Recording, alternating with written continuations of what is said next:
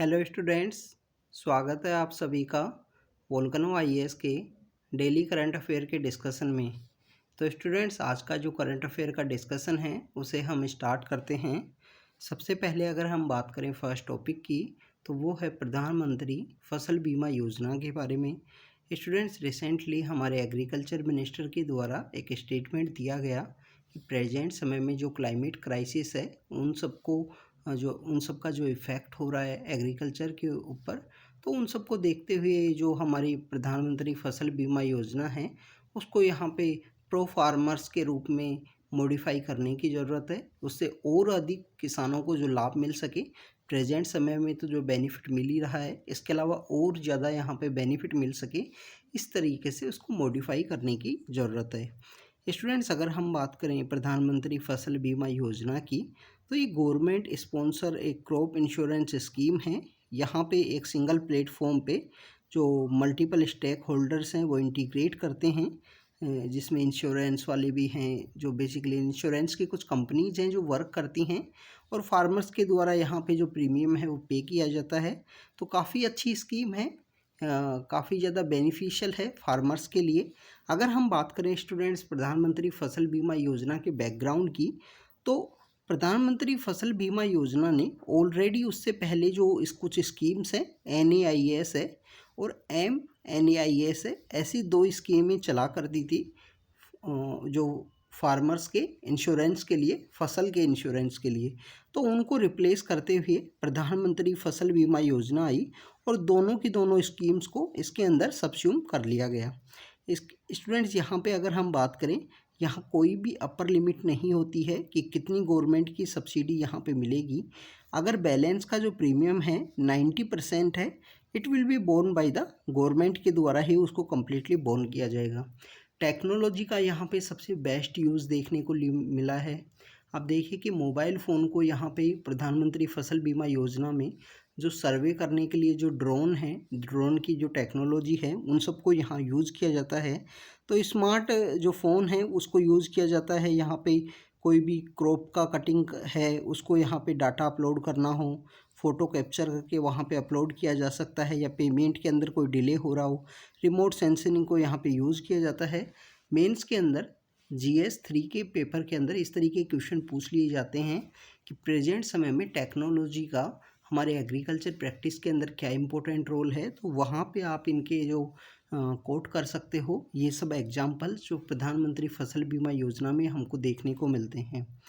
Students, अगर हम बात करें प्रधानमंत्री फसल बीमा योजना की, तो बेसिकली यहाँ पे जो रिस्क हैं जिनको कवर किया गया है स्कीम के अंदर में, कि ये रिस्क हैं कि इन रिस्क के ऊपर अगर कोई डैमेज होता है तो यहाँ पे जो इंश्योरेंस है वो पे किया जाएगा फार्मर को। तो इसके अंदर बेसिकली अगर अगर उगाया गया है उसके समय में कोई रिस्क आपको देखने को मिलती है, प्लांटिंग में, जर्मिनेशन में, सीड का फेलियर हो जाना, जैसे सपोज कीजिए सीड को वहाँ पे उगाया गया खेत के अंदर और वहाँ पे फसल ही नहीं उगती है, तो वहाँ भी यहाँ जो इंश्योरेंस है वो आपको फार्मर को यहाँ बेनिफिट प्रोवाइड कराने से रिलेटेड दिया जाएगा। क्रॉप का फेलियर हो जाए, इसके अलावा पोस्ट हार्वेस्ट जो सबसे ज़्यादा लॉस्ट हमको देखने को मिलते हैं प्रेजेंट समय में, क्योंकि आप देखिए कि जब भी हार्वेस्टिंग का जो समय होता है उसी समय में अनसडन जो बारिश का होना, अनसडन जो क्लाइमेटिक एक्टिविटीज़ कुछ ऐसी होना जिसकी वजह से जो फसल है, जो क्रॉप है, उसका डैमेज होता है। तो यहाँ पे उन रिस्क को कवर किया गया है। कुछ रिस्क ऐसे भी हैं जिनको यहाँ पे एक्सक्लूड किया गया है। अब सपोज कीजिए कुछ ऐसा एरिया है जहाँ पे वॉर की सिचुएशन है, न्यूक्लियर रिस्क है, या मिलीशियस डैमेज या other preventable risk to exclude from the scope of the coverage. कुछ ऐसे यहाँ पे कुछ ऐसे रिस्क हैं जिनको कवर नहीं किया गया है। अगर वॉर की वजह से डैमेज होता है तो उस समय कोई भी इंश्योरेंस नहीं पे किया जाएगा। कौन कौन सी क्रॉप हैं जिनको यहाँ पे ऐड किया गया है, तो जो हमारे फूड क्रॉप हैं जिसमें पल्सेज भी हैं, मिलेट्स भी हैं, सीरियल्स भी हैं, ऑयल सीड हैं, annual commercial and annual horticulture जो क्रॉप हैं, इन सभी को यहाँ पे ऐड किया गया है। सभी क्रॉप्स के ऊपर जो यहाँ पे फसल बीमा योजना है वो मिलती है। स्टूडेंट्स, अगर हम बात करें प्रीमियम की, तो यहाँ फार्मर्स को खरीफ की जो फसल है वहाँ पे जो प्रीमियम है, ओनली 2% जो प्रीमियम है वो फार्मर्स को पे करना होता है। रबी क्रॉप की अगर हम बात करें, रबी और खरीफ क्रॉप के बारे में भी आपको पता होना चाहिए। यूपीएससी एक क्वेश्चन ज़रूर पूछती है अल्टरनेट ईयर्स में रबी एंड खरीफ क्रॉप से रिलेटेड, इसके बारे में आपको पता होना चाहिए। आप देखिए कि 2020 के अंदर एक क्वेश्चन पूछा गया था। तो इस तरीके से और ये एनसीईआरटी के अंदर जो मेंशन क्रॉप्स हैं, चाहे आप जो 6 से 10th क्लास तक की जो एनसीईआरटी है, 11th 12th की एनसीईआरटी के अंदर जो मेंशन क्रॉप्स हैं, ज्योग्राफी की एनसीईआरटीज़, तो उन्हीं से रिलेटेड क्वेश्चन पूछा जाता है, ये आपको पता होना चाहिए। तो यहाँ पे जो क्रॉप का जो प्रीमियम है 2% कहाँ पे है, खरीफ की क्रॉप में, और रबी की क्रॉप में 1.5% है, 1.5% वहाँ पे है। अगर हम बात करें हॉर्टिकल्चर या कॉमर्शियल सेक्टर से रिलेटेड कोई क्रॉप है, तो वहाँ पे जो फार्मर के द्वारा जो प्रीमियम दिया जाएगा वो दिया जाएगा 5% का। तो स्टूडेंट्स, ये कुछ बातें थी जो प्रीमियम से रिलेटेड हैं प्रधानमंत्री फसल बीमा योजना की। अब आप देखिए कि 2013 और 14 के समय एक क्वेश्चन पूछा गया था, जिसके अंदर कुछ क्रॉप्स के नाम दिए गए और वहाँ पे पूछ लिया गया इनमें से कौन सी क्रॉप है वो रबी की क्रॉप है, कौन कौन सी क्रॉप हैं जो खरीफ की क्रॉप हैं। तो आपको इन क्रॉप्स के बारे में भी पता होना चाहिए, कौन सी क्रॉप रबी की क्रॉप है और कौन सी क्रॉप जो खरीफ की क्रॉप है। स्टूडेंट्स, अगर हम बात करें नेक्स्ट टॉपिक की, नेक्स्ट टॉपिक है unique identification authority of India के बारे में। स्टूडेंट्स, रिसेंटली यूआईडीआई ने एक स्टेटमेंट दिया है, उनके द्वारा बताया गया है कि कोई भी 12 डिजिट का जो नंबर है वो यूनिक आइडेंटिफिकेशन नंबर नहीं हो सकता है। अगर आपको यूनिक आइडेंटिफिकेशन नंबर के बेसिकली कोई नंबर प्रोवाइड किया गया है किसी वर्कर के द्वारा या किसी पर्सन के द्वारा, तो उसको एक बार वेरीफाई करने की ज़रूरत है। इसके अंदर यूआईडीआई ने यहाँ पे एक बात और बताई है कि अगर आधार का जो डॉक्यूमेंट है उसको टैंपर करने की कोशिश की गई या डिटेक्ट या ऑफलाइन वेरिफिकेशन में डिटेक्ट होता है कि आधार का जो डॉक्यूमेंट है उसको टैंपर किया गया है, तो यहाँ पे जो पनिशेबल ऑफेंस माना गया है सेक्शन 35 है जो आधार एक्ट के अंडर में।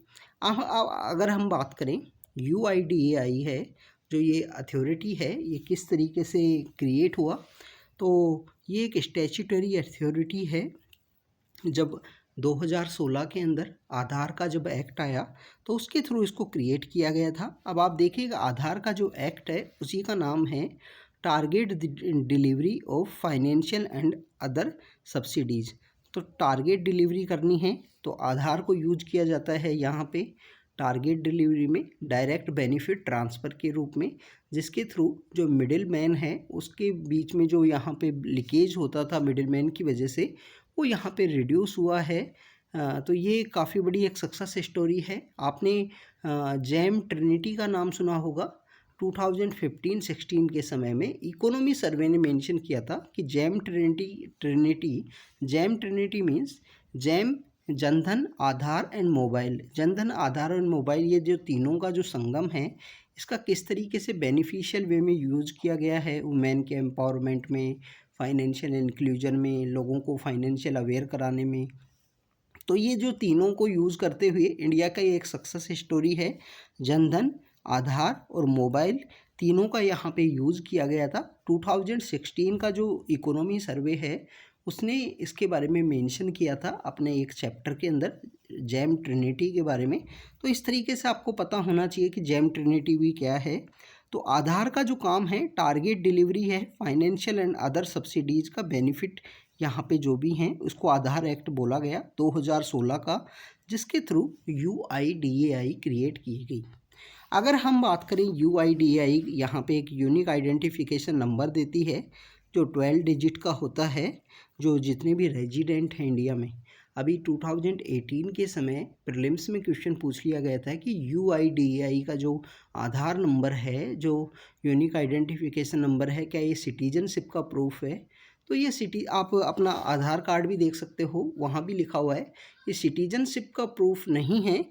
ये बेसिकली यहाँ पे जो ये यूआईडीएआई है ये एक आधार एक्ट है। आप रेजिडेंट हो इंडिया के, अब आप रेजिडेंट किसी भी तरीके से हो सकते हो। अगर आप रेजिडेंट हो तो आपका यूआईडीएआई यहाँ पे क्रिएट होता है। 2016 में इसको बनाया गया, ये हमने एक्ट के बारे में देखा। इसके अलावा स्टूडेंट्स, अगर अथॉरिटी की अगर हम बात करें जो 16 के एक्ट के थ्रू क्रिएट की गई थी, आधार एक्ट के थ्रू, तो इस अथॉरिटी में हमको एक चेयरपर्सन देखने को मिलते हैं, 2 पार्ट टाइम मेंबर होते हैं chief executive officer and who also the member secretary of the authority. Finance and budget की बात करें तो finance and accounts division is headed by the deputy director general जो फाइनेंस के होते हैं, who is the financial advisor in UIDAI। तो students यहाँ पे जो फाइनेंशियल डिवीज़न है, यहाँ इनका फाइनेंशियल डिवीज़न भी है UIDAI का, तो ये आधार एक्ट से रिलेटेड है। स्टूडेंट्स अगर हम बात करें नेक्स्ट टॉपिक की, नेक्स्ट टॉपिक है Leith soft shell turtle. Leith soft shell turtle जो हमारे सदर्न इंडियन के स्टेट्स हैं वहाँ पे ये टर्टल पाया जाता है। स्टूडेंट्स रिसेंटली जो साइट्स की मीटिंग चल रही है, जो कोप चल रही है, कॉन्फ्रेंस ऑफ पार्टीज, वहाँ पे इंडिया ने जो सोप सेल टर्टल है इसको यहाँ पे अपेंडिक्स 2 से अपेंडिक्स 1 के अंदर ट्रांसफ़र करने का प्रपोजल रखा है। इसको अपेंडिक्स 1 का जो प्रोटेक्शन है वो प्रोवाइड किया जाए लेथ सोप सेल टर्टल को अपेंडिक्स 1 के अंदर रखा जाए, ये बताया गया है। आप देखिए सेकंड इसका जो नेम है वो सॉफ्ट है, क्योंकि ये सॉफ्टनेस यहाँ पे होती है, इसकी बॉडी के अंदर सॉफ्टनेस है, इसकी वजह से इसको सॉफ्ट सेल टर्टल बोला गया है। तो लेथ सॉफ्ट सेल टर्टल है। अभी कहाँ पे पाया जाता है, क्या क्या इसको इम्पोर्टेंट थ्रेड्स हैं, क्या कौन कौन से यहाँ पे इंडिया में इसको किस तरीके से प्रोटेक्ट किया गया है, तो उसके बारे में अगर देखें तो सॉफ्ट सेल जो लेथ सॉफ्ट सेल टर्टल है, large fresh water soft shell turtle है, वो एंडेमिक है, हमारा पेनिनसुलर इंडिया के अंदर पाया जाता है। उसकी जो रिवर्स हैं, जो रिजर्वोयर्स हैं, वहाँ पे डिस्ट्रीब्यूशन की अगर हम बात करें, आप देखिए कि मध्य प्रदेश के अंदर, पेनिनसुलर इंडिया के अंदर आंध्र प्रदेश है, कर्नाटका, केरला, महाराष्ट्र, उड़ीसा, तमिलनाडु, मीन्स द कावेरी, तुंगभद्रा, ये भावानी, गोदावरी और मोयर जो हमारी ये घाटा प्रभा जो रिवर हैं वहाँ पे ये पाया जाता है Leith soft shell turtle. Students अगर हम बात करें इसके थ्रेट की, तो सबसे ज़्यादा इसका एक्सप्लॉयटेशन जो किया जाता है वो इसका एक्सप्लॉयटेशन यहाँ पे किया जाता है इसका सॉफ्टनेस की वजह से। इसको इलीगल वे में कंज्यूम किया जाता है इंडिया के अंदर, चाहे वो इसके मीट के लिए, इसको अब्रॉड में भी यहाँ पे ट्रेड किया जाता है। और इसका जो कैलिपी है, कैलिपी मीन्स जो अपर एरिया है, जो येलो कलर का इसका अपर एरिया है, इसको यहाँ पे एक्सपोर्ट किया जाता है, इलीगल वे में ट्रेड किया जाता है। इसकी जो पॉपुलेशन है 90% डिक्लाइन हुई है लास्ट 30 ईयर्स के अंदर में, तो इस वजह से डिफ़िकल्ट होगा आने वाले जो कुछ ईयर्स हैं उसके अंदर में इस स्पीसीज़ को देख पाना। तो इस वजह से इंडियन गवर्नमेंट का एक यहाँ पे प्रपोजल है, इसको साइट्स 1 के अंदर रखा जाए अपेंडिक्स 1 में, जिससे इसको हायर लेवल पे जो प्रोटेक्शन है वो मिले। स्टूडेंट्स अगर हम बात करें इसके जो प्रोटेक्शन जो प्रोवाइड किया गया है, जो लीगल प्रोटेक्शन है, तो क्रिटिकली एंडेंजर्ड इसको स्टेटस है इसका, IUCN का जो रेड लिस्ट है उसके अंदर में, तो क्रिटिकली एंडेंजर्ड इसका स्टेटस है। शेड्यूल 4 जो वाइल्ड लाइफ प्रोटेक्शन एक्ट 1972 का जो शेड्यूल 4 है उसके अंदर इंडिया में रखा गया है। इसके अलावा अपेंडिक्स 1 के अंदर अगर इसको रखा जाएगा तो इसका जो लीगल इंटरनेशनल जो ट्रेड है वो यहाँ पे नहीं होगा, कॉमर्शियल पर्पस से यहाँ पे नहीं होगा, जिसकी वजह से इसको यहाँ पे प्रोटेक्ट किया जा सकता है। तो ये एक इंडिया का यहाँ प्रपोजल है कि लेथ जो सॉफ्ट सेल टर्टल है, लेथ का जो सॉफ्ट सेल टर्टल है उसको यहाँ पे प्रोटेक्ट किया जा सके। तो स्टूडेंट्स आज हमने लेथ सॉफ्ट सेल टर्टल के बारे में देखा, हमने UIDAI के बारे में देखा और यहाँ पे प्रधानमंत्री फसल बीमा योजना के बारे में देखा।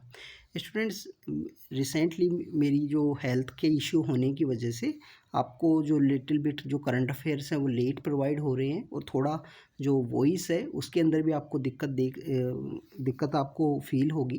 तो एक कुछ दिन की बात है, उसके बाद में आपको रेगुलरली ये करंट अफेयर्स हैं जो रेगुलरली अपडेट होंगे आपको मॉर्निंग के समय से ही। तो थैंक यू स्टूडेंट्स, आप हार्ड वर्क कीजिए। Thank you very much.